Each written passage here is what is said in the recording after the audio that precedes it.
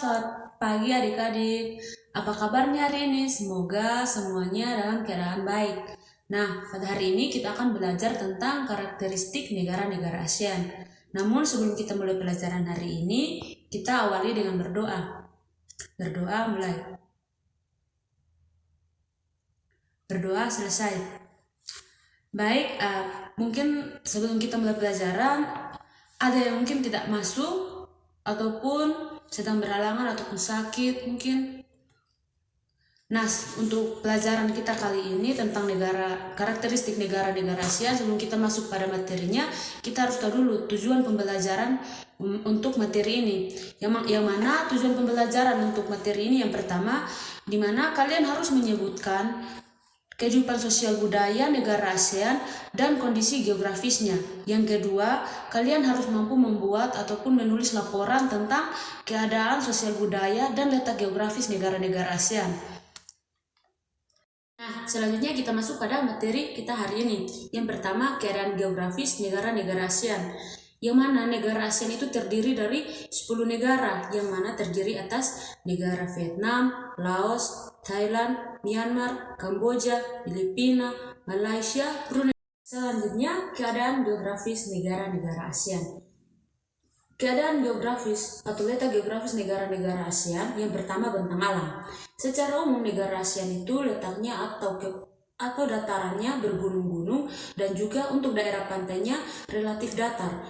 Selanjutnya di negara ASEAN terdapat 2 semenanjung, yaitu semenanjung Thailand dan juga semenanjung Malaya.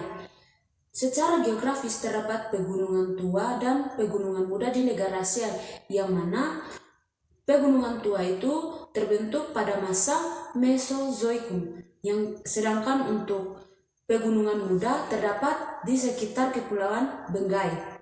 Selanjutnya, keadaan penduduk di kawasan Asia Tenggara. Pada tahun 2001, jumlah penduduk di kawasan Asia Tenggara adalah 602 juta jiwa.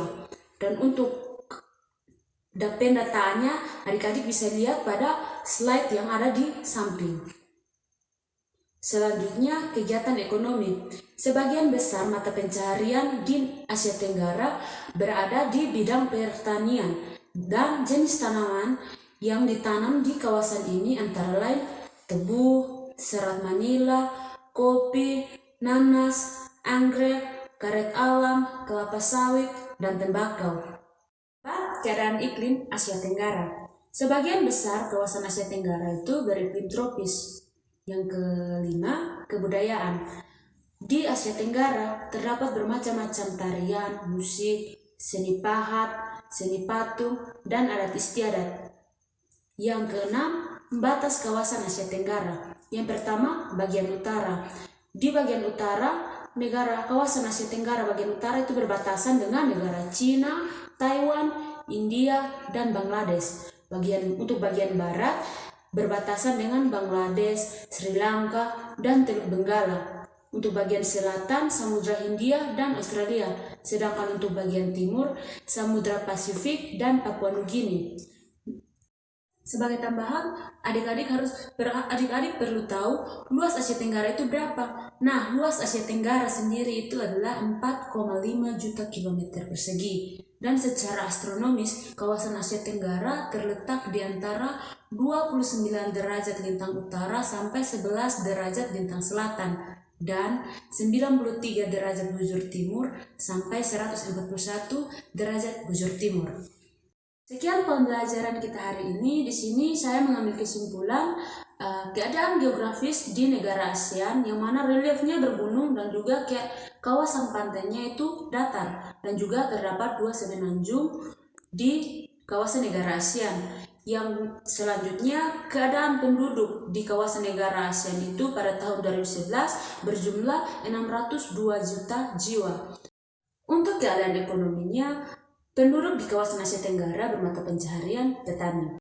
Sedangkan untuk keadaan iklimnya beriklim tropis dan kebudayaannya pun bermacam-macam. Sedangkan untuk batas kawasan Asia Tenggara itu memiliki batas dengan negara-negara tertentu.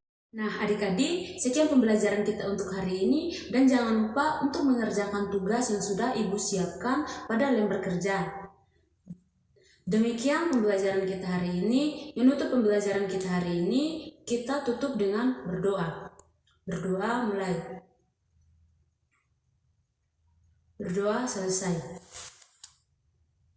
Sekian pembelajaran kita hari ini tentang negara-negara ASEAN. Sampai bertemu di pembelajaran berikutnya. Sekian dan terima kasih.